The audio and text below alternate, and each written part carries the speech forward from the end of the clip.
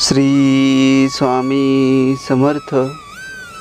प्रिय भक्तांनो, आज आपण पाहणार आहोत श्री रामकृष्ण देसाई यांच्यावर स्वामींची कृपा ही स्वामी चरित्रामधील अजून एक परमपवित्र कथा. भक्तांनो, या परमपवित्र कथेला सुरुवात करण्यापूर्वी कमेंटमध्ये श्री स्वामी समर्थ असे लिहून स्वामींचे आशीर्वाद मिळवा. श्री स्वामी समर्थ. श्री रामकृष्ण सरदेसाई नावाचे स्वामी भक्त मुंबईत राहत होते. त्यांच्या बायकोला क्षयरोग झाला होता. रामकृष्ण हे नेहमी स्वामींच्या मठात जाऊन त्यांच्या पादुकांचे दर्शन घेत असत. सरदेसाईंच्या कानावर अक्कलकोटच्या या स्वामींच्या अगाध लीला दररोज येत होत्या.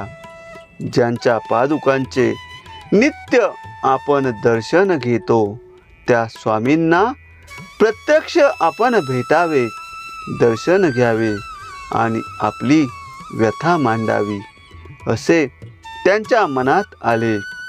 एक दिवस ते आपल्या पत्नीला घेऊन अक्कलकोटला गेले. दुसऱ्या दिवशी सकाळीच ते पत्नीसह स्वामींच्या दर्शनाला गेले. त्यावेळी त्यांच्या पत्नीने हात जोडून स्वामींना विनंती केली, स्वामी, मी अशी आजारी असते, आम्हाला मुलबाळ नाही. आपली कृपा झाली तर वंशाला दिवा मिळेल. तेव्हा स्वामींनी तिच्याकडे पाहिले आणि म्हणाले, मुंबईत परत गेल्यावर बोरीच्या झाडाची पूजा कर, तुला अग्नीसारखा तेजस्वी मुलगा होईल. श्री स्वामींचे हे बोल ऐकून दोघेही मुंबईस परतले.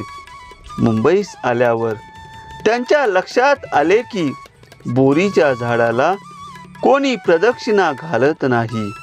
आता काय करावे हा त्यांच्यासमोर प्रश्न पडला. कोणीतरी त्यांना सांगितले म्हणून बोरीऐवजी 3 पिंपळ वृक्षाला वर्षभर प्रदक्षिणा घातल्या, परंतु पुत्रप्राप्ती झाली नाही. नेहमीप्रमाणे रामकृष्ण बुवा नित्य स्वामी मठात पादुकांच्या दर्शनाला जात होते. एकदा त्यांनी तिथे बसलेल्या ब्रह्मानंद नावाच्या सत्पुरुषाकडे हा विषय काढला आणि स्वामींवर माझी नितांत श्रद्धा आहे, त्यांचे आशीर्वाद फळाला येतील याची मला खात्री आहे. श्री स्वामींनी बोरीच्या झाडाला प्रदक्षिणा घालण्यास सांगितले, परंतु माझी पत्नी पिंपळाच्या झाडाला प्रदक्षिणा घालते.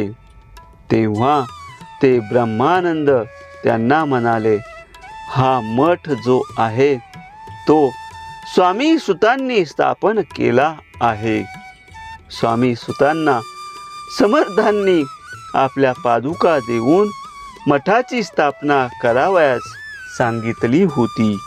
श्री स्वामी समर्थ स्वामी सुतांना बोरीचे झाड म्हणतात.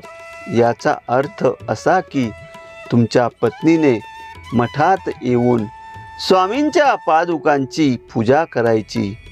तुम्हाला स्वामींच्या बोलण्यातला गूढार्थ समजला नाही इतकेच. यापुढे बाईंनी या मठात रोज प्रदक्षिणा घालाव्यात, स्वामींची नित्य सेवा करावी. तुम्हाला निश्चित पुत्रप्राप्ती होईल. हे ब्रह्मानंदाचे बोल ऐकून रामकृष्ण बुवांच्या पत्नीने लगेच स्वामी सेवा सुरू केली. रोज मठात येऊन प्रदक्षिणा घालून मनोभावे पादुकांना वंदन करू लागली. आश्चर्य म्हणजे लवकरच तिला दिवस गेले. नवऱ्याने तिला कोकणात माहेरी पाठविले. स्वामींनी रामकृष्ण बुवांना स्वप्न दृष्टांत दिला. घाबरू नको, मी पाठीशी आहे. आणि लवकरच तिला तेजस्वी पुत्र झाला. रामकृष्ण बुवा मनोमन आनंदी झाले.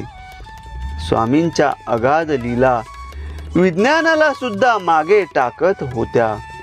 ती क्षयीबाई गरोदर राहिली. हा वैद्यकीय क्षेत्रात चर्चेचा विषय झाला. स्वतः रामकृष्ण बुवा अतिशय काळजीत होते, परंतु स्वामींवरील दृढ श्रद्धा त्यांना बळ देत होती. म्हणूनच स्वामींनी त्यांना दृष्टांत दिला व तिचे बाळंतपण सुखरूप झाले.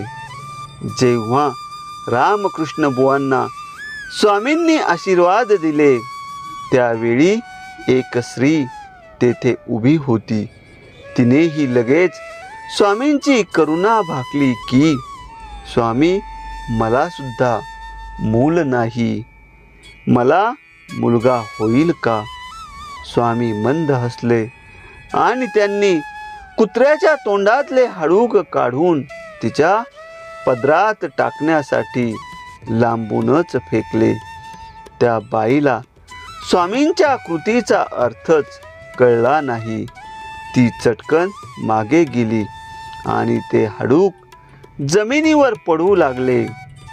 तेथे आणखी एक दलित स्त्री बसली होती. तिलाही मूल नव्हते. ती चटकन पुढे आली व म्हणाली, स्वामी, मला तो मुलगा द्या. स्वामींनी केवळ नजरेने त्या हाडाकडे पाहिले, मात्र ते हाडूक आपसूक त्या दलित स्त्रीच्या पदरात पडले.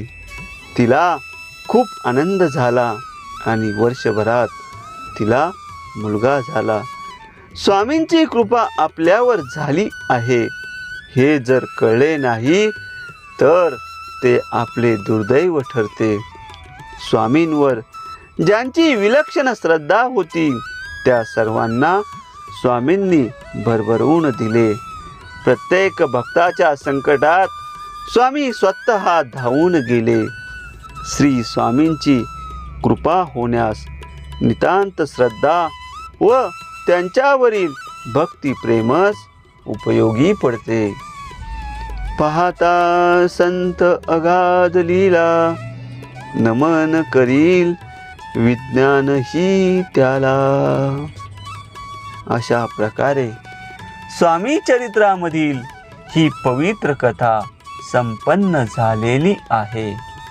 भक्तांनो, पुढील पवित्र कथा ऐकण्यासाठी चॅनलला सबस्क्राईब करा आणि स्वामींचे आशीर्वाद मिळविण्यासाठी कमेंटमध्ये श्री स्वामी समर्थ असे लिहा. श्री स्वामी समर्थ.